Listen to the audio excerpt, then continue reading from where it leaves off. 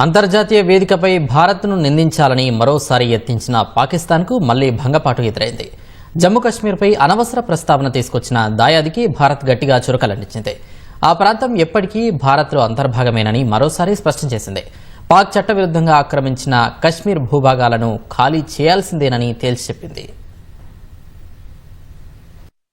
అంతర్జాతీయ వేదికపై మరోసారి జమ్మూ కశ్మీర్ ప్రస్తావన తీసుకొచ్చిన పాకిస్తాన్కు భారత్ గట్టిగా బదులిచ్చింది. కశ్మీర్లో పాకిస్తాన్ ఆక్రమించిన భూభాగాన్ని ఖాళీ చేయాల్సిందేనని స్పష్టం చేసింది. ఐక్యరాజ్యసమితి భద్రతా మండలిలో శాంతి పరిరక్షణ సంస్కరణలపై చర్చ సందర్భంగా మాట్లాడిన పాక్ ప్రతినిధి సయ్యద్ తారిక్ ఫతేమీ జమ్మూ కశ్మీర్ అంశాన్ని లేవనెత్తారు. దీన్ని భారత్ తీవ్రంగా ఖండించింది. పాక్ ఆరోపణలపై ఐరాసలోని భారత శాశ్వత ప్రతినిధి పర్వతనేని హరీష్ అభ్యంతరం వ్యక్తం చేశారు. ఆ దేశం అనవసర అంశాలను లాగుతోందని మండిపడ్డారు.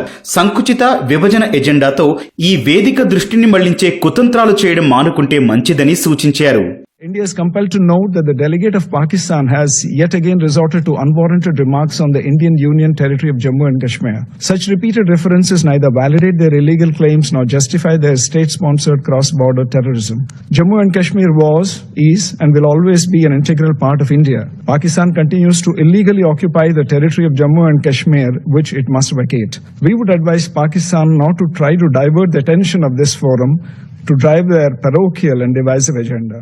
గత వారం ఐరాస మానవ హక్కుల సంఘం సమావేశంలోనూ పాక్ జమ్మూ కశ్మీర్ అంశాన్ని ప్రస్తావించింది. దీనికి భారత్ కూడా ధీటుగా బదులిచ్చింది. పాక్ పదే పదే అసత్య ప్రచారాలు చేస్తోందని దుయ్యబట్టింది. ఆ దేశానిది మతోన్మాద మనస్తత్వమని, ఇలాంటి వ్యాఖ్యలతో అబద్దాలను నిజం చెయ్యలేరని భారత్ పేర్కొంది. సీమాంతర ఉగ్రవాదాన్ని సమర్థించుకోలేరని చురకలంటించింది.